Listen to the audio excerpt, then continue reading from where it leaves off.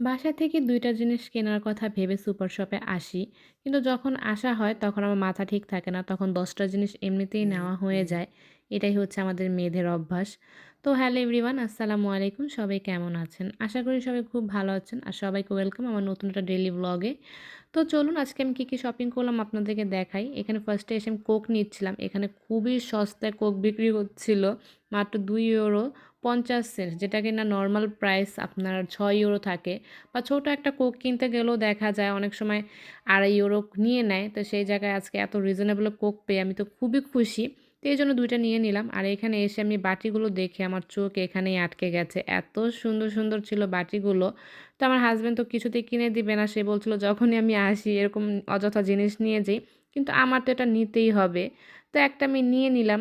এখানে সবগুলো বাটি এত সুন্দর ছিল। আমার তো ইচ্ছা করছিল সবগুলো ডিজাইনই নিয়ে যাই। কিন্তু কি আর করা, হাসব্যান্ড তো নিয়ে দিবে না। সে বলছিল আমি নেওয়ার জন্য নাকি সবসময় এরকমই বলি সুন্দর, সুন্দর। তো যাই হোক এনিওয়ে আমি একা এসে নিয়ে যাব নেক্সট ডে। তো এখানে এসে আমি কিছু পাস্তা নিচ্ছিলাম। তো এখানকার এই পাস্তাগুলো কিন্তু খুবই মজা। আর আজকে আমি অনেকগুলো পাস্তা নিয়েছিলাম। আর পাস্তা কেনা শেষে এখন এখানে আমি বার্গার সস নিতে এসে পড়েছি। তো বার্গার সস নিতে এসে এখানে দেখি স্পাইসি সসটা, এটা আমি ফেসবুকে দেখেছিলাম। এটা খুবই স্পাইসি। কিন্তু আমি যেহেতু অনেক ঝাল খেতে পারি না এজন্য স্কিপ করলাম। কিন্তু দেশে যাওয়ার সময় একটা নিয়ে যাব। কেননা আমার বাসায় সবাই অনেক ঝাল খেতে পছন্দ করে। তো এখানে এই বার্গার সসটা নিয়ে নিলাম। তো এখন আমি এই বার্গার সস যেহেতু নিয়েছি এখন তো বার্গার বান আর সাথে বিফ প্যাটি লাগবে। তো সেটার খোঁজেই যাচ্ছিলাম। তো এখানে মিট কর্নার এসে পড়লাম। এখানে কিন্তু বিভিন্ন ধরনের মাংসই পাওয়া যায়। আর এই সাথেই দেখলাম বার্গার বন ছিল। তো ভালোই হলো, একসাথে ২ টা পেয়ে গেলাম। তো এখানে এসে আমি বার্গার বন নিয়ে নিলাম। আর এখন বিফ প্যাটি নেওয়ার জন্য যাব। তো এখানে বিফ প্যাটিগুলো দেখেও আসলে নিতে পারলাম না। কারণ দুঃখের বিষয় হলো এগুলো হালাল ছিল না। এগুলো আমি স্ক্যানার করে দেখলাম এগুলো একটাও হালাল ছিল না। এজন্য এখান থেকে আর বিফ প্যাটি আমার নেওয়া হলো না।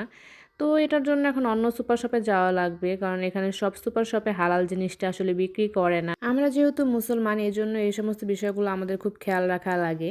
তো এইজন্য এখান থেকে আর নিলাম না। তো এখানে এসে দেখলাম রোজমেরি। এর আগে একটা ভিডিও দিয়েছিলাম আমার পেজে যে রোজমেরি এখানে বাহিরেও পাওয়া যায়। দেখেন এখানে এতটুকু রোজমেরির প্রাইস ছিল €2.98, যেটা বাংলার টাকায় প্রায় ৳৩৫০ মতো হবে। যেটা বাহিরের থেকে আনলিমিটেড নেওয়া যায়। তো ইতালির রাস্তায় প্রায় জায়গায় এই গাছটা হয়ে থাকে। আর এটার উপকারিতাও কিন্তু অনেক। যাদের চুল পড়ার সমস্যা আছে তারা কিন্তু এই রোজমেরি শুকিয়ে পানি দিয়ে সেদ্ধ করে পানিটাকে ঠান্ডা করে চুলে স্প্রে করলে বা নারিকেল তেল দিয়ে গরম করে তেলটা ব্যবহার করলে কিন্তু চুলের বিভিন্ন ধরনের সমস্যার সমাধান হয়। যেমন চুল পড়া বা নতুন চুল ওঠা, এটা কিন্তু খুবই উপকার। এজন্য যাদের চুল পড়ার সমস্যা তারা কিন্তু রোজমেরিটা ইউজ করতে পারেন।